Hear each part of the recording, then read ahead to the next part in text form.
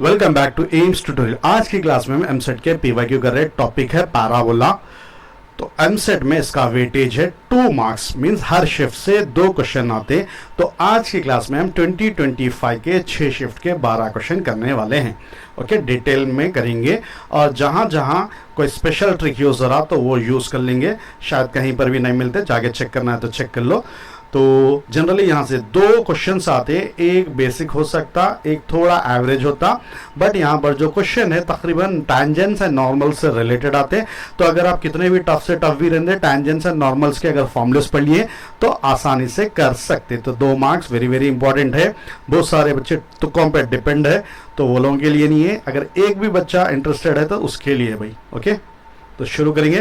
तो ये पहला क्वेश्चन है एमसेट 2025 फोर्थ में इवनिंग शिफ्ट का क्वेश्चन। अच्छी तरह से पढ़ लो। सबसे पहले यहाँ पर होता क्या, 1A में आपको 2A में आसानी से क्वेश्चन आइडेंटिफाई कर सकते हैं, बट 2B 1B में प्रॉब्लम क्या है बोल तो इंग्लिश में क्वेश्चन रहता भाई, 2-2 3-3 लाइन का बड़ा सा क्वेश्चन रहता, इंग्लिश समझ में आती नहीं। सिंप्लीफिकेशन बहुत आसान रहता है, बट करना क्या है, गिवन क्या है, वो जरा मुश्किल है। तो सबसे पहले यहाँ पर देखो, एक the normal at a point on the parabola y square equals to 4x। सबसे पहले एक पैराबोला गिवन है। आपको मालूम है जब भी पैराबोला गिवन है स्टैंडर्ड फॉर्म से कंपेयर करके कौन सी वैल्यू निकालना है, एक ही वैल्यू निकालना है। वो तो डिटेल में अपन बाद में निकालेंगे। पहले देखो, passes through the point P, 2 more normals to this parabola also passes through point P. If the centroid of the triangle formed by feet of these 3 normals is G, then abscissa of P। क्या हो रहा है यहाँ पर, एक parabola है, एक point है P, जहां से we can draw maximum 3 normal draw कर सकते हैं। वो तीनों नॉर्मल के फीट को मिला के अपन एक ट्रायंगल फॉर्म कर रहे। ट्रायंगल फॉर्म हो रहा तो उसका सेंट्रॉइड भी रहता ना, तो सेंट्रॉइड G है। तो सेंट्रॉइड के कोऑर्डिनेट्स गिवन है 2,0।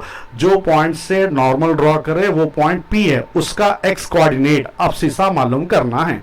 तो सबसे पहले given y square equals to 4x given parabola। if you compare with the given parabola, हमेशा given parabola y square equals to 4x से कंपेयर करना है। so value of 4a equals to 4 और a equals to 1। Standard form क्या है parabola का, y square equals to 4x से compare करने से 4a equals to कांस्टेंट 4 है, so a equals to 1। तो ये तो एक ही वैल्यू आ गई। Let p x comma y ले सकते हैं, मैं यहाँ पर h कॉमा क्यों लिया।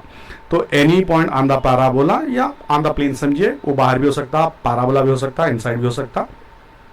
जी सेंट्रॉइड है अल्फा बीटा 2,0, तो इस alpha equals to 2, beta equals to 0। अब सबसे काम की चीज है ये है, देखो भाई यहां पर जो है सेंट्रॉइड जी और पॉइंट P, ये दोनों के x कोऑर्डिनेट्स में रिलेशन है 3 alpha equals to 2h minus 4। अगर आपके पास अल्फा की वैल्यू है, from this one we can find out the value of h मतलब P का अब्सिसा, और जब आपके पास P का अब्सिसा है तो we can find out x coordinate of G। Okay, so relation between alpha and h is 3 alpha equals to 2h minus 4। क्या है formula, 3 alpha equals to 2h minus 4। so 3 times of alpha is 2 equals to 2h minus 4। तो 3 2s are 6 और minus become plus, so 2h equals to 10। तो अपने को कौन सी value find out करना है, h की वैल्यू फाइंड आउट करना है। Therefore h equals to 5 2s are, तो h की वैल्यू क्या है 5। So any option, option C is the right option.